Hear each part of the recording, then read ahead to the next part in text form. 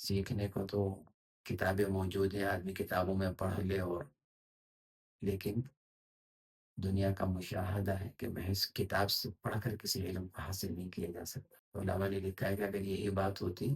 تو آسمان سے کتابیں نازل کر دی جاتی، نبیوں کی ضرورت ہی نہیں تھی، قرآن پاک اتار دیا جاتا، جناب رسول اللہ صلی اللہ علیہ وسلم کی ضرورت ہی نہیں تھی۔ لیکن کسی ماہر کے ذریعے سے جب کسی چیز کو حاصل کیا جاتا ہے تو اس کے اندر تاثیر بڑھ بھی جاتی ہے، اور دوسرے اس میں حفاظت بھی ہو جاتی ہے۔ ماہر کی نگرانی میں، کسی استاذ کی نگرانی میں جب کوئی کام کیا جاتا ہے، کچھ پڑھا جاتا ہے، تو غلطیوں سے بھی حفاظت ہو جاتی ہے،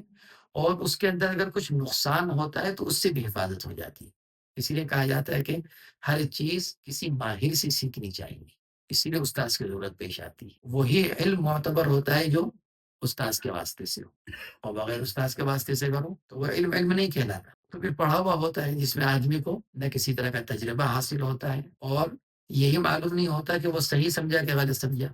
حضرات صحابہ کرام عرب ہیں، عربی ان کی زبان ہے، لیکن قرآن پاک کی کتنی آیات ایسی ہیں کہ صحابہ کچھ سمجھے اور اللہ کے نبی علیہ الصلوۃ والسلام نے کچھ اور اس کا مطلب بیان کیا۔ حضرت عدی بن حاتم رضی اللہ تعالیٰ عنہ کا واقعہ مشہور ہے، روزے کے بارے میں جو قرآن پاک کی آیت نازل ہوئی تھی، حتیٰ یتبین لکم الخیط الابیض من الخیط الاسود، اس وقت تک کھاتے پیتے رہو جب تک کہ سفید دھاگا کالے دھاگے سے ممتاز نہ ہو جائے، تو وہ ایک سفید دھاگا ایک کالا دھاگا اپنے تکیے کے نیچے رکھ کر لیٹے۔ تو اللہ کے نبی علیہ الصلوۃ والسلام نے پھر آپ سمجھایا کہ نہیں، اس سے مراد یہ نہیں ہے، بلکہ اس سے مراد صبح صادق اور صبح کاذب ہے، رات کی سیاہی اور صبح کی سفیدی، وہ اس سے مراد۔ اس لیے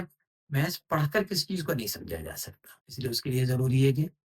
استاذ کا ہونا، ماہر کا ہونا، اور وہ استاد اور ماہر بھی ایسا ہو جو خود شریعت کا پابند ہو، ورنہ تو سیکھنے کو تو کسی بھی سیکھا جا سکتا ہے۔ اسی لیے حدیث پاک کے اندر اس کی تاکید کی گئی کہ فَانظُرُوا عَمَّن تَأْخُذُونَ دِینَکُم، ارے بھائی سیکھنے سے پہلے یہ دیکھو کہ جس سے سیکھ رہے ہو اس کا کیا حال ہے، کیونکہ شاگرد کے اوپر استاذ کا اثر ضرور پڑتا ہے۔ بعض بزرگوں نے لکھا ہے کہ بعض اوقات کوئی دین کی بات کہی جاتی ہے،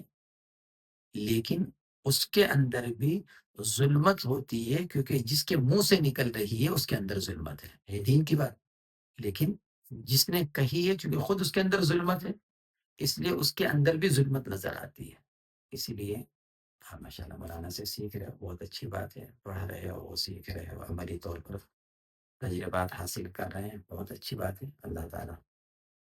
اس کو کارآمد بنائے، حفاظت فرمائے، اور مخلوق خدا کے لیے اس کو نافع بنائے۔